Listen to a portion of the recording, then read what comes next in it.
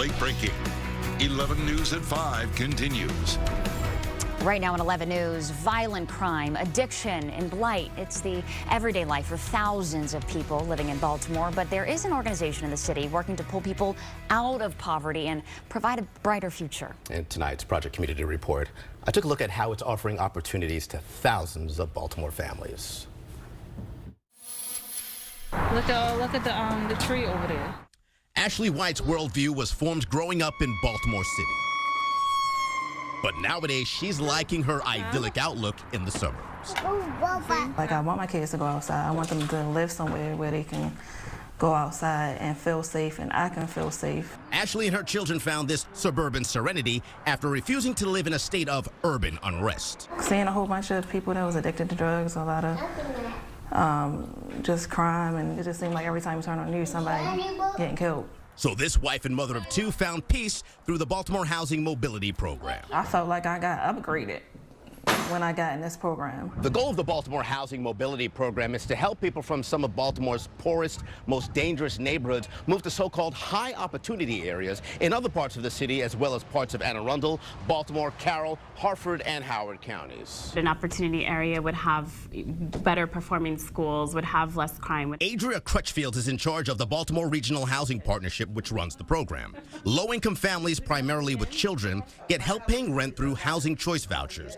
But in order to get the vouchers, the applicants who are accepted have to get an education in things like paying bills, budgeting, and dealing with landlords. Talked about quiet time at 9 o'clock. That's real. It's a serious time commitment, but the hard work means more success stories. So I'd say we have hundreds, we have dozens every year. They are known nationally. Janet Abrahams, the executive director of the Baltimore Housing Authority, thinks the Baltimore Regional Housing Project is managing the 4,200 vouchers well. The nonprofit was created after the ACLU and the NAACP sued the city and federal housing agencies on behalf of black families living in public housing. Families are doing better in the communities they chose to live in, and I think that they have provided quality counseling for residents in Baltimore City. I'd like to see more home ownership. Anthony Presley, who runs the Druid Heights Community Development Corporation, likes that the program is pulling families out of poverty, but he's concerned the project and others like it might be pushing too many families somewhere else instead of somewhere up the economic ladder. Well, if those same programs could focus on a way to incentivize families to stay here and even bring others into our city, I'm more for building Baltimore than moving people out of the city. Thousands of people continue to move out of Baltimore each year, leaving whole blocks of vacant homes. Presley believes tearing down the blight and investing in struggling neighborhoods is the best way to help. And staying in their neighborhoods may be the only option for so many, as the wait list for the Housing Mobility Program is closed and has reached nearly 14,000 people. The biggest challenge right now is the lack of funding.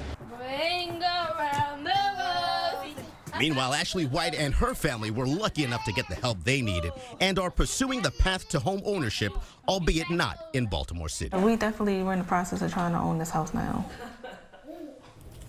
So she's on her way to home ownership, which is the ultimate success story of the Baltimore Housing Mobility Program. And another popular option for people looking to get out of public housing is Section 8 vouchers. And at last count, there were about 25,000 people waiting on that list, which is currently closed. So whatever you think, though, in the city, out of the city, so glad that family's doing well and they're safe and happy, too. So great story. Thank you. Welcome.